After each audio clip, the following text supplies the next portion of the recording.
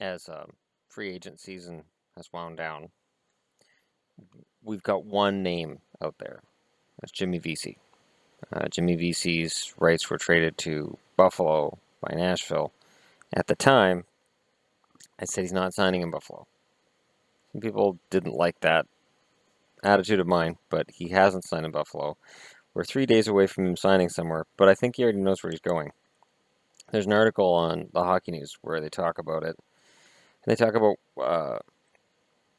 among the teams Vesey will reportedly hear from are the Boston Bruins, New York Rangers, New Jersey Devils, Toronto Maple Leafs, and Chicago Blackhawks. He's already talked contract with the Buffalo Sabres too, who have owned his exclusive negotiating rights since mid-June.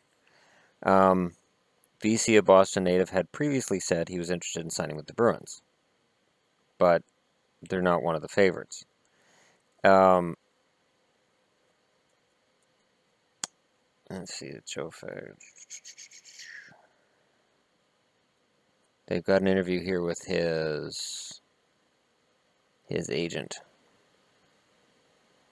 What Jimmy wants to do is see it through. He's wanted to go to free agency. He's going to see it through. There's about 4 to 5 teams other than Buffalo he wants to hear from, and after that he's going to make a decision. We've looked at depth charts with some teams and talked about them. There's obviously a lot of thought that goes into it. The city, the coach, the GM, the salary structure, how a team treats their players in the second and third contracts down the road. Okay, there's some hidden stuff in there. The Bruins are out. They can't have a good reputation for the way they treat guys in their second and third contracts. GM, I would rule out the Bruins right on that alone. I would probably rule out the Devils. But when they talk about depth charts, the Devils kind of fit. So to me, it's down to the Rangers, the Maple Leafs, and the Blackhawks. So let's see. The city, the coach, the GM, salary structure. I'm sorry, I hate to say this, but that sounds like Toronto. To me. Toronto or the Rangers. Because he can only sign an entry-level contract. So he's going to be saying, okay, 3 years down the road. Well, if he signs in Toronto, worst case scenario, all these guys' contracts, all these contracts come up at once, and Toronto has to figure out who they're keeping and getting rid of. Jimmy Vesey seems to genuinely think he's one of the better players, so he, in his mind, wouldn't be worried about being one of the guys who gets booted off in his second contract. So, it's a tough call. The Rangers have room for him. The Blackhawks don't have salary cap space, and they're always up against the cap. So that's where the salary structure part mentioned by the agent would come in. Because, the agent wants to make his money too, right? So I think it's between the Rangers and the Toronto Maple Leafs on the 15th. If he wants to go back, if he wants to go to the playoffs his first year, he signs with the Rangers. If he wants to look at long-term success, he goes to the Leafs. God, I can't believe I'm saying that. Oh, God, I can't believe I'm saying that. But he does. And his brother's in the Leafs organization, his father's in the Leafs organization. It honestly would make a lot of sense for Jimmy Vesey to go to the Leafs. And at the start of the summer, I said he was going to these guys. The Bruins have the depth chart, but you look at the rest of what he's saying there. Salary cap structure, well, if they were good with the cap, they wouldn't have had to get rid of Johnny Boychuk and Dougie Hamilton.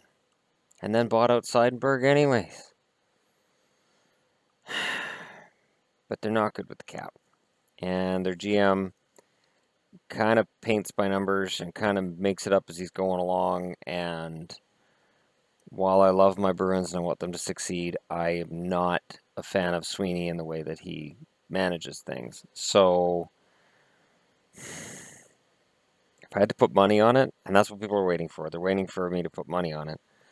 Not actual money, but put myself out there and say where he goes. Oh, God. I'm going to choke on this. I honestly, if I was his agent and I was looking at all those things, I'd say, you know what? You got Lou Lamoriello, Mike Babcock. You have a chance to be a winger for Austin Matthews and develop with this kid.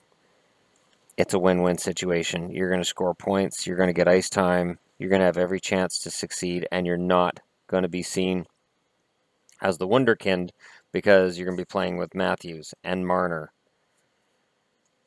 and Nylander and all these other young kids.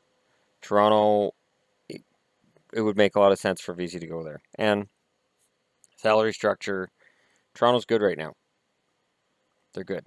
If they'd signed Stamkos, no. If they'd signed Stamkos, they don't have a shot at Vesey. Because they didn't sign Stamkos, and Stamkos stayed in Tampa, Toronto was a shot at Vesey. Ironically, if Stamkos hadn't signed in Tampa, Tampa would be one of the front runners for Vesey. Because they'd have salary cap space. And he's on an entry-level contract. Wherever he goes, he has to sign an entry-level contract. I didn't know that until I was reading this yesterday. VC has to sign an entry-level contract. I thought it was going to be like a Jake Gardiner, Justin Schultz situation where he could sign for whatever he wanted. But apparently not. Anyways, that's my prediction. And it makes me sick inside. It really does. But to me, that's what it comes down to. It comes down to the Leafs or the Rangers, based on reading between the lines of what the agent says here. All of the criteria. Lou Lamoriello, Mike Babcock, the city of Toronto is very passionate about hockey. You're not going to have a problem with sales. You're going to get contracts for advertising, working, being a Maple Leaf. There's nothing but money to be made there. And it's easy for people to forget that, especially some of the younger viewers of this channel. The Leafs have been down for a long time, but in the early 2000s, when the Leafs had guys like Leach and Belfour and Gary Roberts, the Leafs were a very marketable, very popular, very star-laden team because they could just buy him. It was like a guy's last contract, and it was, okay, well, I'll go to Toronto because I can make the most money in Toronto, and I'll get all these deals to hawk wares and sell whatever. Like, you make money. It was the Rangers, the Bruins, the Red Wings, and the Maple Leafs were the four teams that guys who were in their last contracts would probably go to because they get paid the money. Although in Boston, Jeremy Jacobs has kind of been a bit of a tightwad with his money, but I don't understand it either because Boston's a very popular team and they sell out and they're very they have to be making a lot of money, but sometimes your owner's cheap. So I've taken shots at Ottawa for it. I'm not saying Boston isn't in a similar situation. I know playing hardball with Dougie Hamilton just pisses me off still, and deciding to get rid of Johnny Boychuk pisses me off still. It's fine to get rid of these guys as long as you've got someone to replace them. Have someone to replace them. Anyways, for Jimmy Vesey, hopefully this kid's worth the hype. It'll be tricky with guys in college. Their stats can be inflated when they're older college students. It's sort of like in the CHL where you'll see an overager put up tremendous numbers in the Ontario League, Western League, wherever it is, and it's because they're older. They're more developed. So when a 20-year-old puts up tons of points, guy's turning 21, he puts up tons of points in the Ontario League, and you go, wow, how is he never drafted? He's an overager. He's playing with kids. You've got to keep that in mind. He's an adult playing with kids. So it's different in college. It's less likely in college, but I have seen so many highly, highly sought-after college free agents bomb in the NHL. And if they don't bomb, they're held to an unrealistic expectation, so they never quite live up to it. And I hope VC's not the latest. Hopefully VC's the real deal. And yet I'm picking them to go to the Leafs. There's something wrong this summer. Something very wrong. The Leafs get a goaltender, they get the #1 draft pick, and now I'm picking the most sought-after free agent this summer. No offense to Milan Lucic or Louis Eriksson, but this guy's on an entry-level contract. That's pure gold. And if he can play top 6 in the NHL, that's even more gravy. So, best of luck to him. And we'll see on the 15th whether I'm right or wrong.